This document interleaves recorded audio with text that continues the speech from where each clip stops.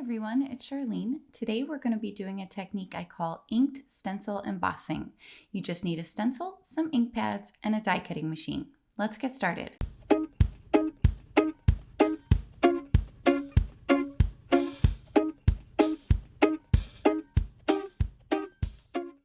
For the card I'm making today, I am using the Butterfly Love stencil from Simon Says Stamp, and then I have a trio of their cool blue ink pads in Surf, Seafoam, and Ocean. And I'm starting out with Seafoam, and all you have to do is ink up the back of your stencil. It's that simple.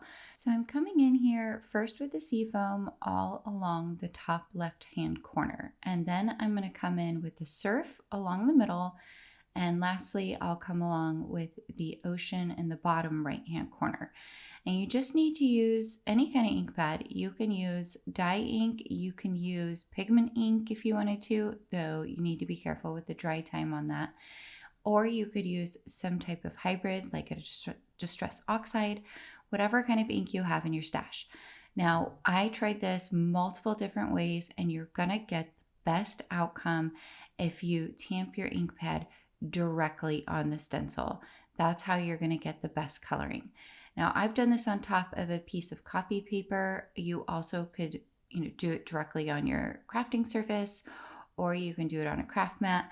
I was making so many of these to try and figure out what the best style was that I was using my copy paper, because it was just easier than having to clean my crafting space in between each and every card. So once you get a decent amount of ink on your stencil, you can see there I've put two little pieces of tape ahead of time on my stencil, so that way when I lay it on the paper, I can try and avoid touching the stencil and getting fingerprints onto the inked areas. And then I can also easily tape the stencil to my card panel. So I absolutely recommend taping it down to your card panel and ensuring it stays put, because you don't want it to move around when you're doing the dry embossing. Each die cutting machine has a different way of doing the dry embossing, and for the Spellbinders 6 Platinum, which is what I have, you're going to set your project down so that the stencil is the first thing down on the platform, and then you have your paper, and then you put your embossing mat, the tan embossing mat, and then the blue embossing plate. So the mat and the plate came with my die cutting machine when I purchased it. I believe they also do sell them separately if you're unable to find yours.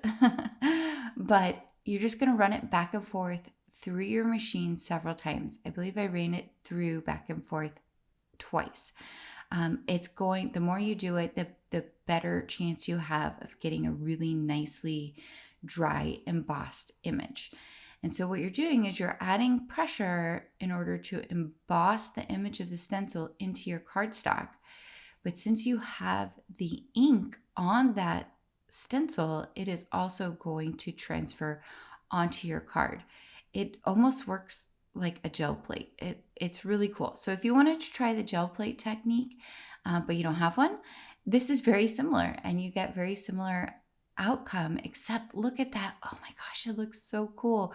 You can see that dry embossing there from the stencil popping up from the color. So I love, love, love this color combination. I think it's so pretty, but you could use any colors. I made several other cards, and at the end I'll show you a card that I made that I did in pink that also looks very, very pretty. So I'm just using my mini trimmer to go around and cut off the edges here.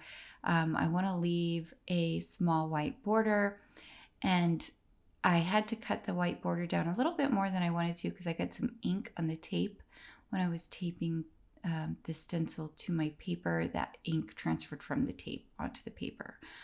But I've got it cut down. It has that nice thin white border. And then I'm just using a piece of colored cardstock from Hero Arts. And I will link to all the supplies that I'm using today down below in the description if you have any questions. Also, if you guys are enjoying this video, please do hit the like and subscribe button as well as the notification bell. It really helps my channel, and it helps me to bring you more crafty content in the future. Okay, back to the video. So I have my card base, which I have cut and folded to A2 sized 4 1/4 by 5 1/2, and I'm doing a top folding on the horizontal for that card base. And then I just use my dot runner to adhere my card panel to the top of the card base, and I'm just centering it on there. I love how this looks so much. It's so pretty, and it's really, really easy. This is a quick and easy card. In less than 10 minutes, you can have this card done and be out the door. It's so simple. So I'm using here the scripted greetings from Pinkfresh Studio. And anytime I do a die cut greeting like this, I usually try to layer it up. Not always. You'll see in what my other card that I did today, I did not layer it up. So I did 3 layers of the hello, and you can see it almost makes your sentiment look like a chipboard piece or something like that. It just adds so much dimension to it. It's really pretty. And then I have cut out the shadow layer from the same color that my card base is.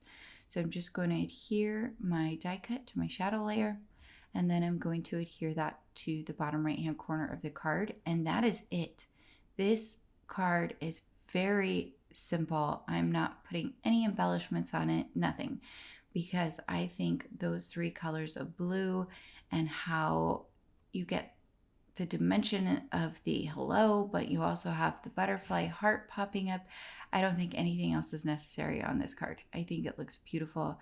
And so this style of card would travel through the mail really, really easily. You just regular envelope. You don't have to worry about anything getting destroyed or bent or anything like that in the mail, which is really nice. And you can make this into any kind of card.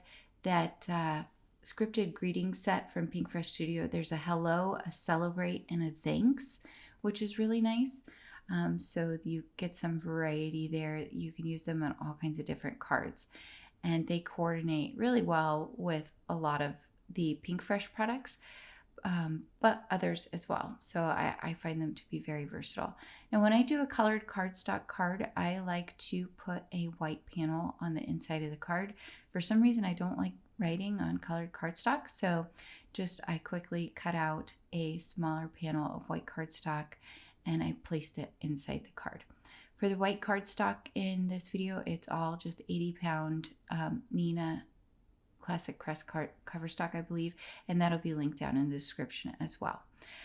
For my second card here, you can see I used bubblegum from Simon Says Stamp for the ink, and then I use this gorgeous die cut word that I've been wanting to try from Whimsy Stamps. It's the Thanks word die with shadow. It's really cool. It has a stitched shadow as well as a regular shadow that you can use. Well, everybody, that's my 2 cards. I hope you enjoyed this video. I hope you try this technique. It is so cool and so simple, and you get these amazing results. Until next time, happy crafting.